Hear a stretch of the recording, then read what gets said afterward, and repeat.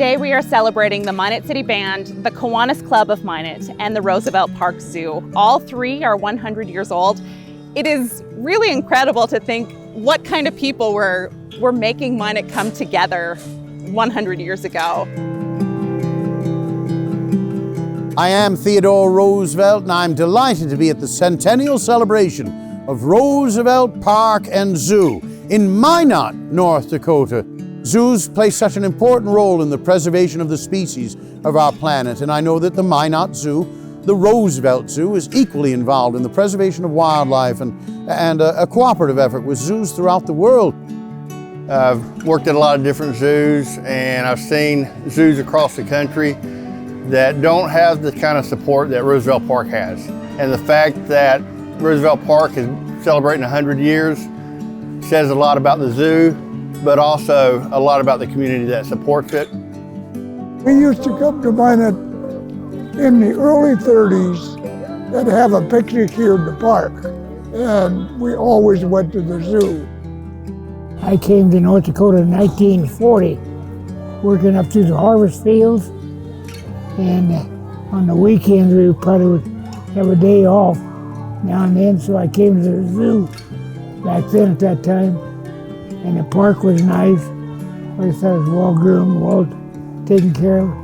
100 years is a huge milestone. It is a wonderful time to stop and really remember where we've come from and where we're going. But it's also a jump-off point. It's a spot where we get to dream. We get to dream about what we want our zoo to look like over the next 100 years. And we have a wonderful community who gets to dream with us. There'll be a lot of collaboration among zoo staff, but we want to involve the community. Just because we think something's going to be a good idea, this is what the public wants, it may not be.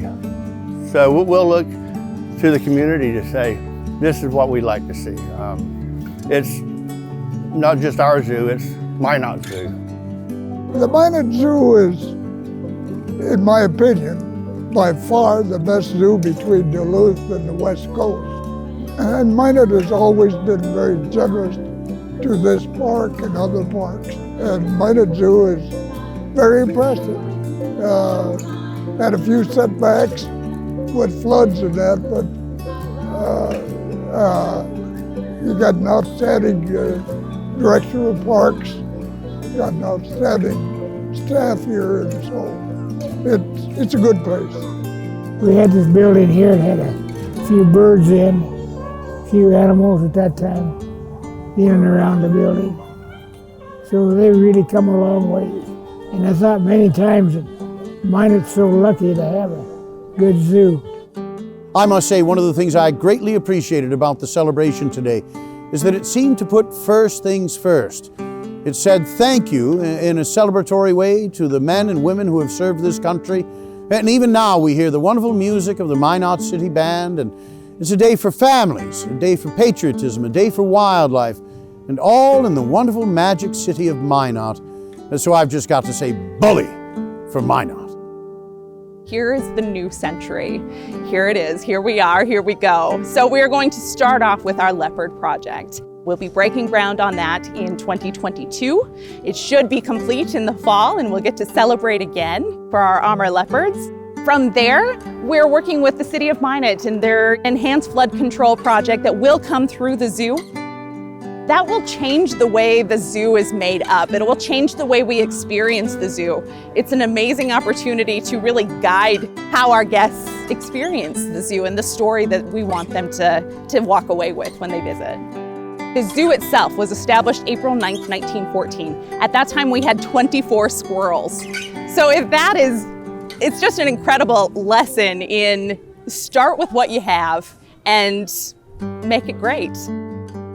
Our next big steps really are going to be focused on where we go with the new flood mitigation project coming in. It'll impact our giraffe exhibit, our zebras, our bongo exhibit.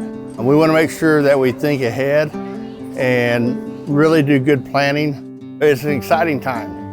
As always, new opportunities is the way I look at it. There's some improvements that need to be made with old habitats, and now with the flood wall we could possibly change that, which will be great because we would love to add larger enclosures, more opportunities for the animals that don't have it. I mean, when you look at our lion and our tiger exhibit, it's pretty amazing. So we want exactly that same amount of space for all the other animals and those opportunities too. So it's pretty exciting, and being a part of it is even more. So the city of Minot loves our zoo so much. They don't even have to have a part in it, and they love it. And every time you talk to somebody, they say the exact same thing.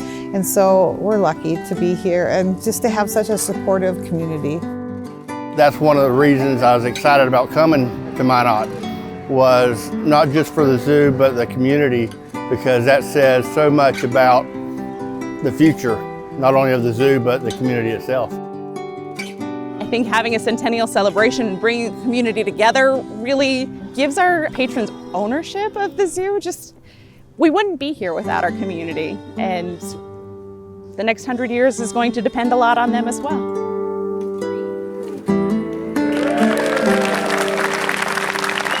Well, I am delighted that the vision for the second century of Roosevelt Park and Zoo includes continued improvement of the existing habitats, and in a way that's both good for the community and good for the animals and the people that work here at the zoo.